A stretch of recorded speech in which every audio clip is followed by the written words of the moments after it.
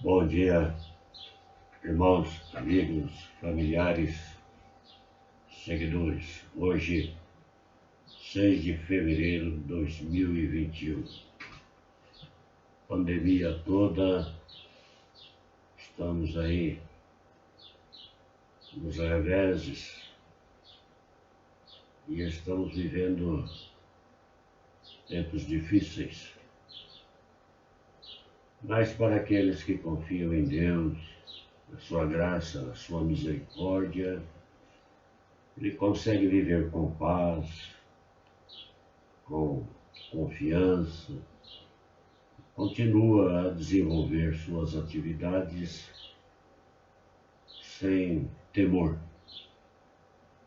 Por isso mesmo eu desejo a cada um que tenham um sábado, um final de feliz, de semana, sejam abençoados, tenham harmonia em seus lazeres, família, tomando todo o cuidado possível, porque ninguém está imune.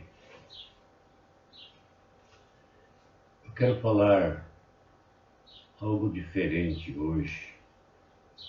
Pandemia, conforto, já falamos muito e eu creio que nós precisamos entender um pouquinho mais das doutrinas divinas para que não sejamos alcançados pelas heresias que andam por aí. E eu vou me basear em Gálatas 1, dos versos 6 a 9. A Bíblia nos diz o seguinte: admira-me que estejais passando tão depressa daquele que vos chamou na graça de Cristo para outro evangelho, o qual não é outro senão que há alguns que vos perturbam e querem perverter o evangelho de Cristo.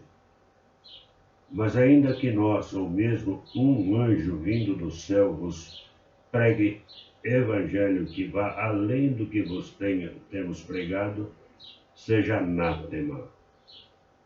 Assim como já dissemos, e agora repito, se alguém vos pregar evangelho que vá além daquele que recebeste, seja anátema.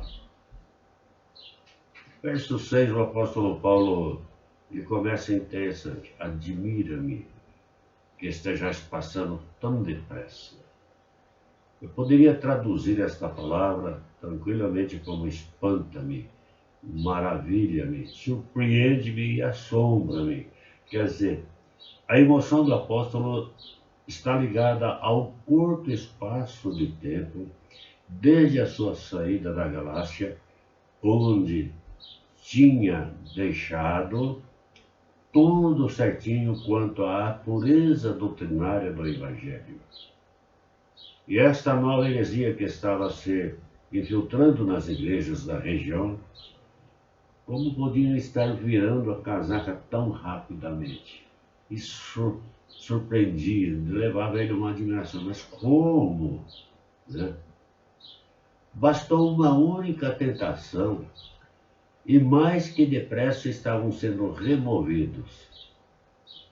Lá em 2 Coríntios 11:3, Tiago 8, certo? Tem uma narrativa alusiva a isso. Todavia, ainda não tinham dado o passo definitivo. Passando, o termo é passando. Ainda havia esperança, embora a inconstância dos Gálatas era para com Deus e não para com Paulo. Ele é claro nisso, daquele que vos chamou. Quem chama, quem vem ao encontro do homem é Deus, não é o homem que vai ao encontro de Deus. Aliás, o homem quer distância de Deus, o homem natural. Então, daquele que vos chamou, Deus Pai. Ninguém serve a Deus por acaso, por vontade da carne, mas por chamado eficaz da parte dele, que atrai o pecador pela mediação de Cristo. Isso está registrado em 1 Coríntios 1:9.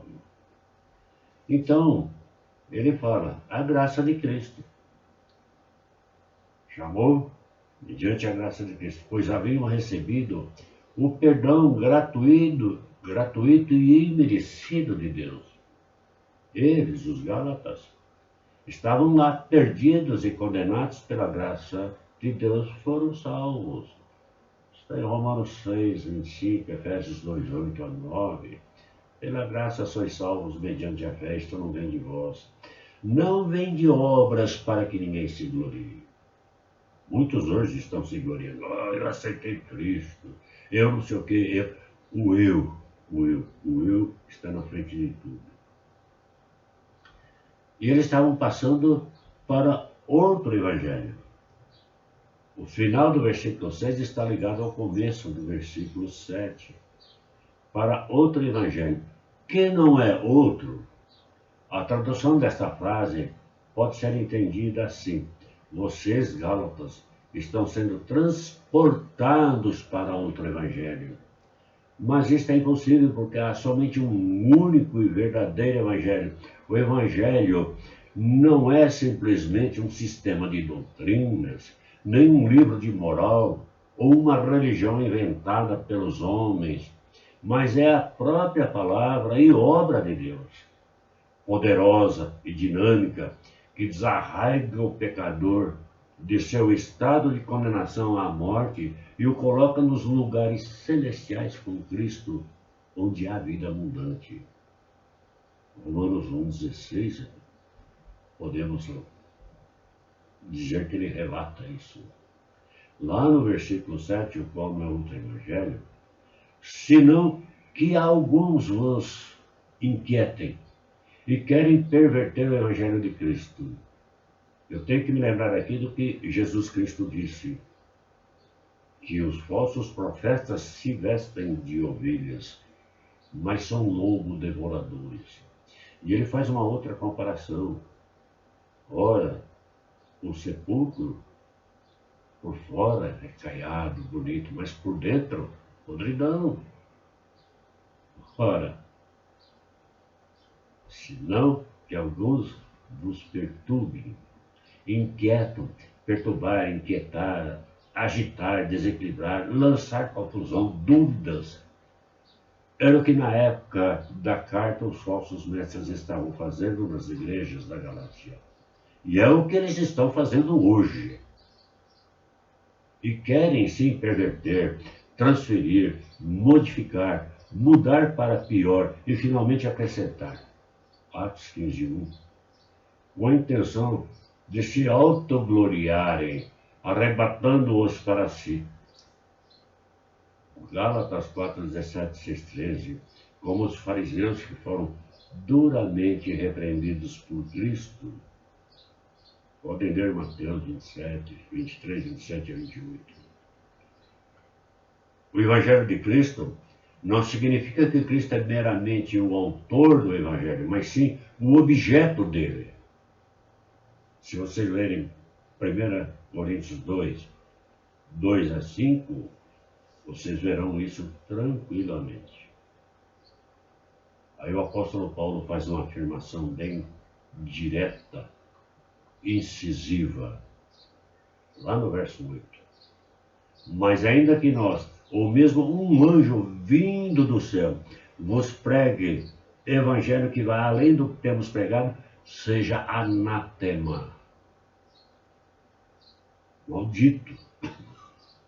Porque há anjos que descem do céu que não vêm da parte de Deus. São anjos malignos. E aí ele faz uma afirmação, olha, ainda que nós, Paulo tinha a profunda convicção de que pregava a verdade que está em Cristo e sentia que o falso ensinamento colocava em perigo a sã doutrina e, por consequência, a vida espiritual, deixando de lado a graça de Deus. Nem mesmo ele, o próprio apóstolo, que havia levado as boas novas para lá, tinha autoridade para mudar o que havia pregado, porque ele havia pregado a verdade, nada além disso. Então ele faz essa afirmação mesmo. Ou mesmo o anjo do céu vos prega o evangelho que vai além do que temos pregado. Depois de Deus, a autoridade dos anjos é mais alta. E eles são mensageiros a serviço de Deus. e nem estes podem trazer uma nova revelação que contagia a existente. Se vocês lerem Deuteronômio 13, 1 a 3, vocês verão isso. 1 Reis 13, 18, Mateus 24, 24. E Mateus 24, 24 é interessante. Porque surgirão falsos profetas e enganarão a muitos, se possível, até o escolhido. Olha, se possível. Se possível. 2 Coríntios 11, 14 e 15, todos eles quase estão alusivos a esta afirmação. Há muitas seitas que se arrogam o direito de terem recebido uma nova revelação. Mas, nem mesmo estas, embora possuam alguns milhares de adeptos, possuem o direito ou autoridade para proclamar um novo evangelho. Seja anátema, maldito, o termo é incisivo.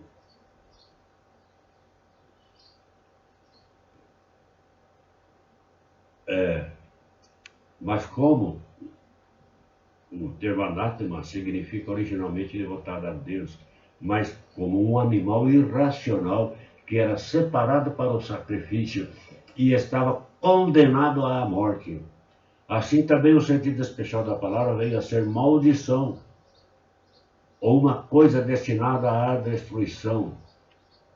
Desta forma, o sentido de anátema ao longo do Novo Testamento, ou seja, amaldiçoado.